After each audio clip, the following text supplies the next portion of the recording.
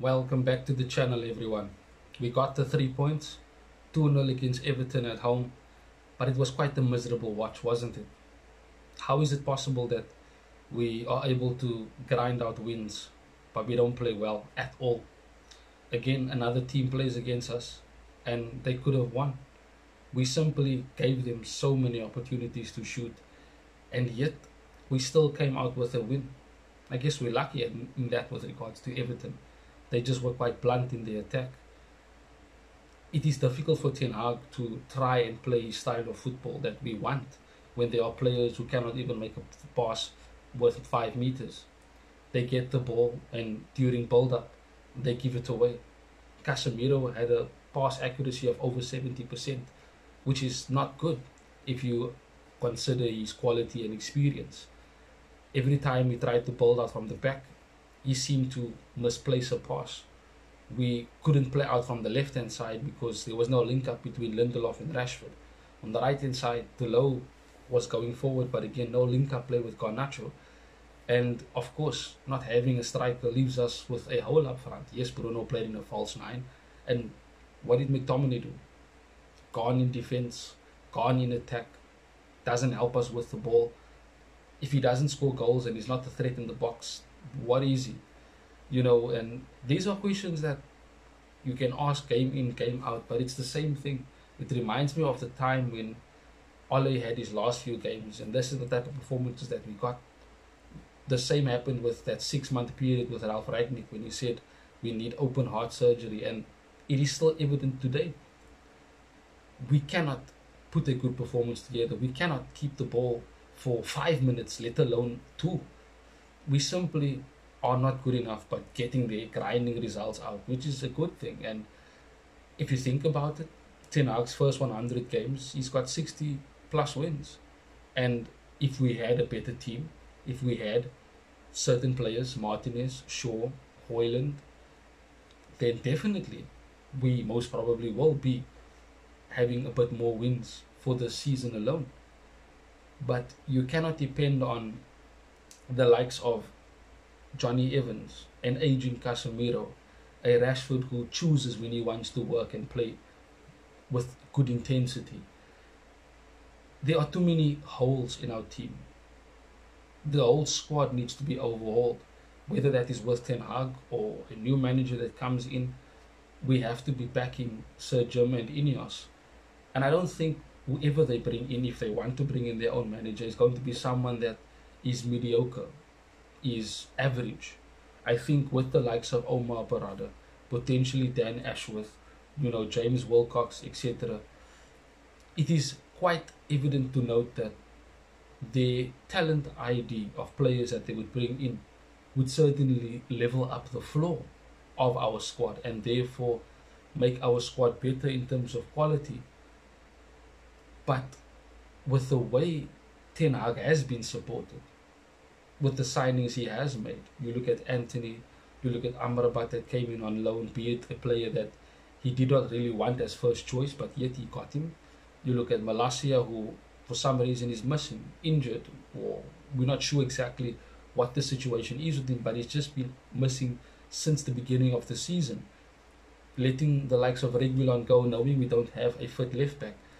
There are just so many problems off the pitch that has culminated onto the pitch, which leaves us in the position that we find ourselves in.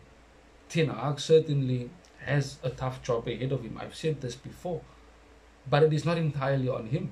We need to be realistic. Some of these players we know are not good enough.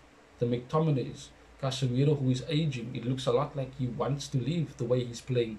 It seems like he's mentally already out of the door, with Saudi on the horizon in the new season, in the transfer window coming up. Maybe his head is already turned and he already got an offer. And if Ten Hag got Frankie de Jong, who was his first choice, ahead of Casemiro, we're having a different conversation. If Ten Hag got Harry Kane, and maybe we don't get Hoyland if we went all out for Harry Kane, but at least then we would have had a Premier League proven goal scorer. And maybe we have a different conversation in terms of where we are laying on the log, where we might be in terms of the Champions League. maybe if Ten Hag doesn't get rid of the gear, maybe we have a better defense, considering the mistakes Onana made in the first half of the season that was costly in the Champions League, but also in certain games domestically. It's difficult for us to be supporting the team, especially when we know and can see there are certain players not giving their all. And with Ten Hag saying, oh, we had a good performance, oh, our XG was higher than Everton's, yet we saw the game with our own eyes and we could see that the team is nowhere near the level it needs to be at least be competing. Because the likes of Everton are getting 20 plus shots against us. It's kind of insane how we give away so much space in and around our box and we allow teams to shoot. We ourselves simply cannot be doing that, especially this weekend against Liverpool. We saw how they played against City. Yes, they had injuries, but they still played with the same intensity. And of course, Klopp had much more time to embed his style of play into the academy and the first team especially. But the effort and the passion and the work rate shown should be evident with our players, but it's not. And that is why we find ourselves in the position that we do. We have overplayed players who are definitely not playing to the best of their ability, and there are those who are being overpaid that simply do not care. So it's not going to be easy for the rest of the season for us. If we don't get certain players back in a good time, we are going to struggle. We will struggle against teams that are better structured than us. Everton was better structured than us because of Sean Dyche and the way he plays. We could have lost. And a different conversation is to be had about Ten Hag. But again, it's not his fault entirely. It's the players as well. It's the recruitment. It's the medical department with regards to the injuries we've had this season. It's the decisions that have been made to leave us weaker in terms of our squad depth in certain cases. And all of that definitely does affect any manager at any club, regardless of the level or the size of the club. So we need to just be patient and go through this particular bad period of bad performances. And if we win, we take the 3 points, we move.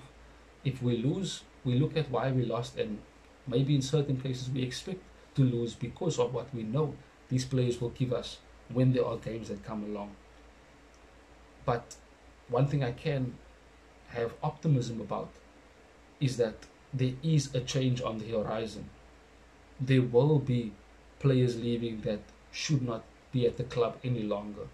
There will be people behind the scenes in the footballing structure that will want to make the best decisions for the success of Manchester United in the future. And that is something we can look forward to. But that Everton game was a miserable watch. But drop a like, subscribe to the channel. Thank you for watching the video thus far. And hit the notification bell so you know exactly when I do upload videos. Till we see each other again soon, Red Devils. Bye-bye. Thanks for watching. If you want more content on Manchester United, like, share and subscribe.